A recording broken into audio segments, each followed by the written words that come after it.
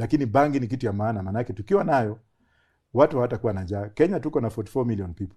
Ikiwa gunia moja ni 3.4 million, 3.2 million US dollars. Tukiuza magunia 1000 ya bangi, si kila Mkenya atakuwa na milioni kwa mfuko. Hata kwenda kukopa tena. Takuwa na bangi mingi tunauza. Ladies and gentlemen, you've been asking us to bring him. And finally we pried him away from the campaign trail. Ladies and gentlemen, Professor Wajackoya!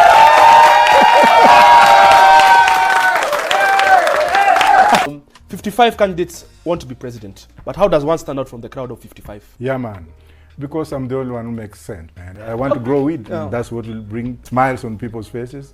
Transform the economy like these cities I'm seeing on the wall.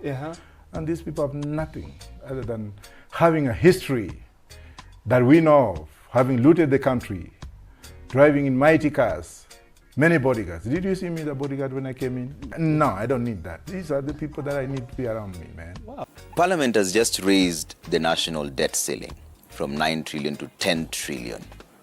As one of the people running for president, how would you deal with this? The issue of debt, raising the debt ceiling is not going to be there because you have the solution.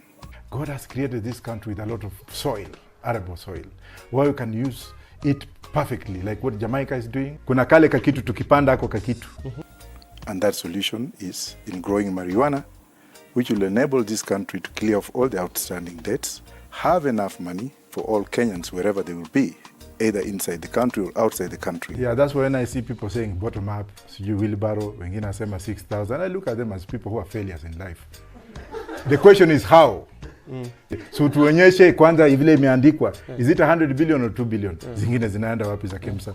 So what is your projected revenue from marijuana? Well, if one sack of marijuana, and I'm not talking of those sacks that you see people carrying on, tutakapeleka nje, manake gunia moja eko kakitu is 3.2 million US dollars. If you convert that into Kenyan currency, and if you grow 1,000 acres of land for marijuana, and you harvest more than 1,000 bags of marijuana, then definitely. Si hata hiyo itakulwa tu. Hawezi kulwa kwa serikali yangu. Si tutanyonga wewe. What you're talking about, Prof, is illegal. You know, I'm not that stupid. Just look at me and look into my eyes, Mr. Trevor Mbeja. I am. I'm talking of legalization of the product. Once we legalize, that is going to be the position. I'm not talking of it right now. I'm talking of it after we win the elections and I become the president. But even if you legalize it, where are you going to import it to? Well, that's a good question. I think you should also do better research. To export it to or to import it from?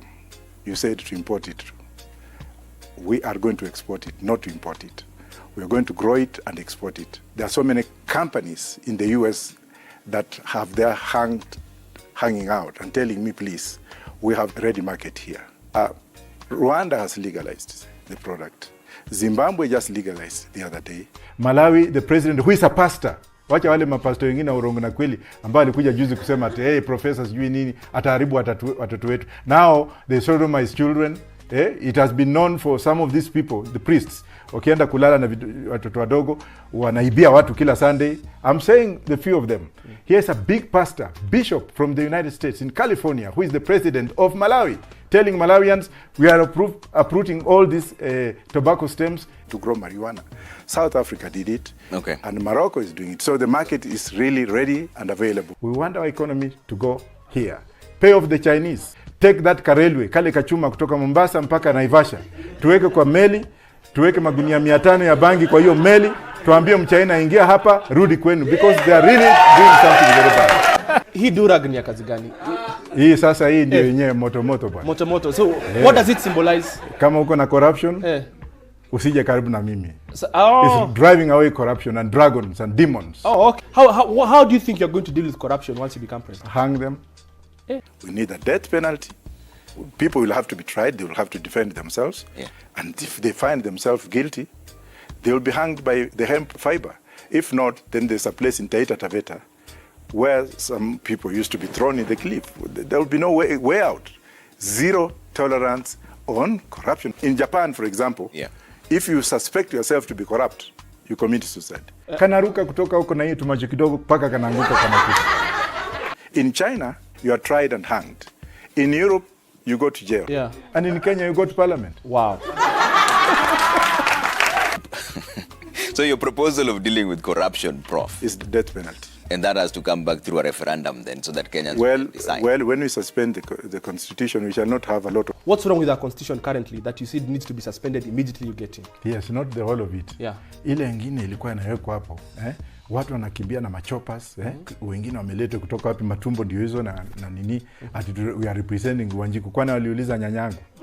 Mwananchi wa kawaida hakupewa isome kwa lugha yake. Unakuta Jaluo akitengeneza baskili pale anaulizwa, "Mzee, hii constitution namna gani?" Maana ni constitution. To Raila anasema nini? Kama Raila anasema ndio, hata weka hivi thing. I will be a president.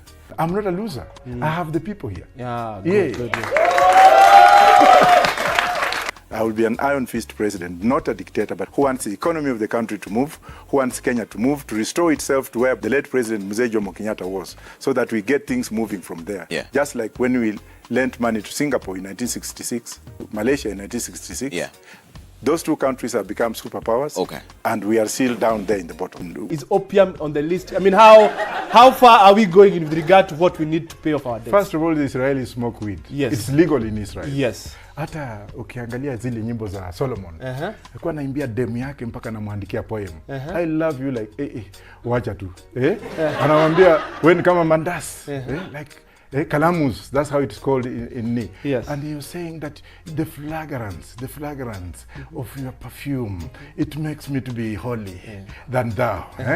Mpaka akiona ile demo anamcheki anasema, hata Yesu. Kulikuwa na kadem pale kalikuwa kamejiweka hiyo perfume. Hata hiyo perfume, in your opinion, hiyo perfume ilikuwa hiyo? Ilikuwa ni hiyo made out of opium. Oh. The Bible says opium. So we should not just expect we data opium iko kwa hiyo the list. Oh, okay. Sasa you've said wewe hujawahi vuta. Na nitaivuta siku hiyo. That will be your first time. Ya kwenda kusukuma matimon from parliament, from state house na kwenda KICC mahali Mzee Kenyatta amewekwa pale, kusmoke around there. Wow. Kumwambia kwamba you know we have come back because the Mau Mau's survived on that. Yeah. To remove ile vitu yote wazungu ambao walikuwa wameweka huko. Okay. So I'll smoke on that day to purify state house. I'll smoke that day to purify parliament. I'll smoke on that day to purify KICC and then to set Kenya free.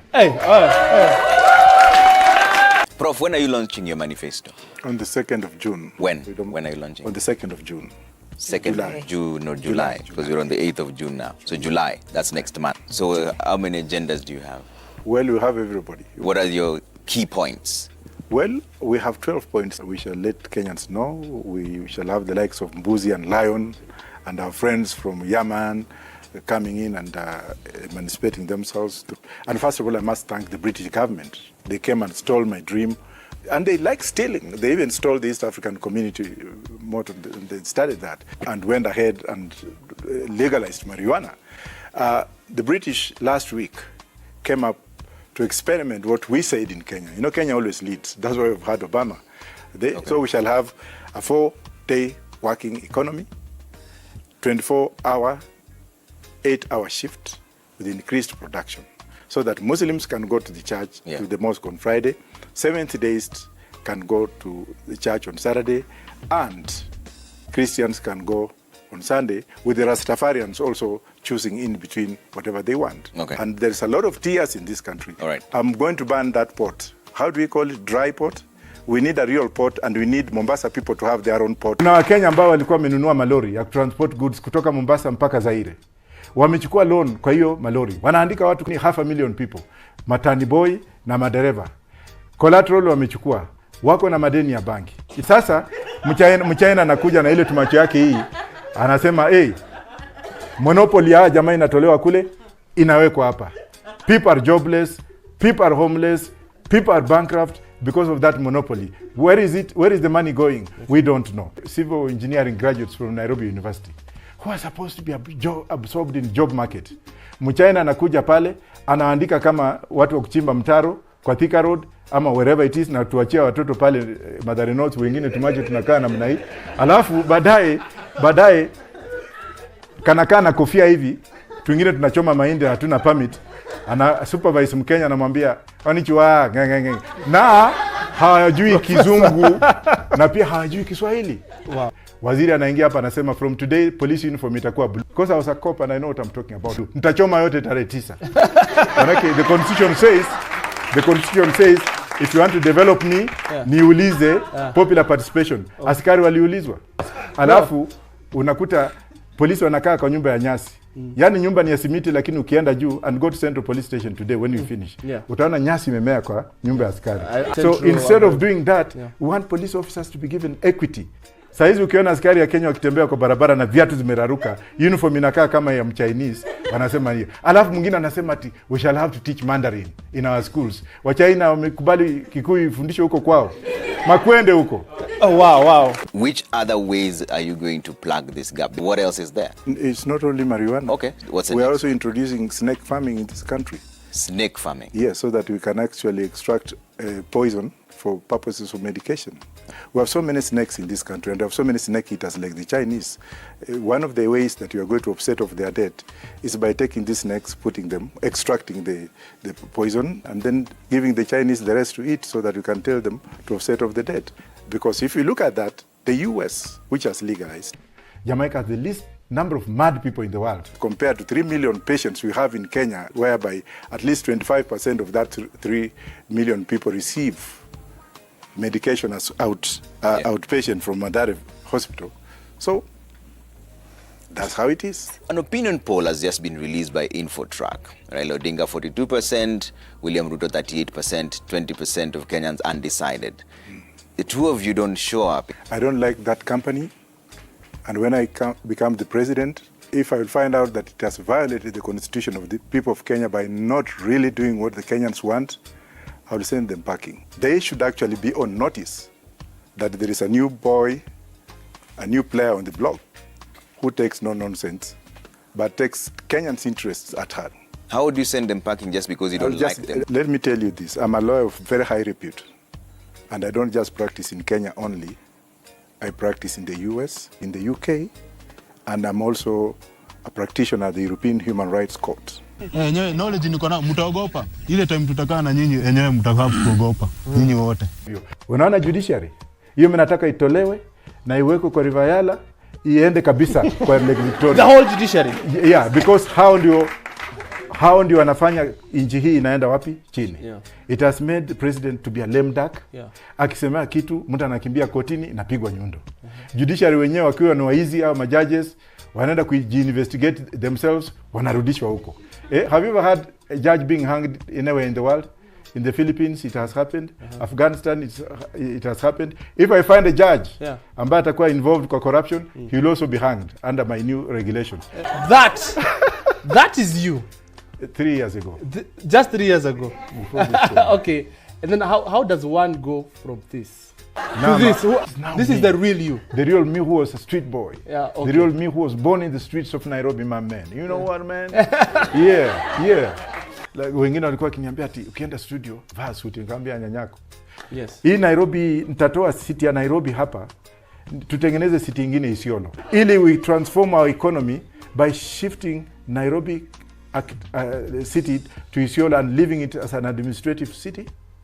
Na kule as an industrial city, na huko tuko na administrative city. Alafu working conditions, tutakuwa na regulations. You can work from home. COVID has taught us a lot. Badala kutoka Kiambu unakuja kufanyia mtu mwingine tumbo inakaa namna hii. Unaingia saa 8 alafu unakaa hapa na kuchunga kama nini, because Atuoli is not doing enough. Na hiyo koti yako hiyo. Thank you. And I'll abolish koti.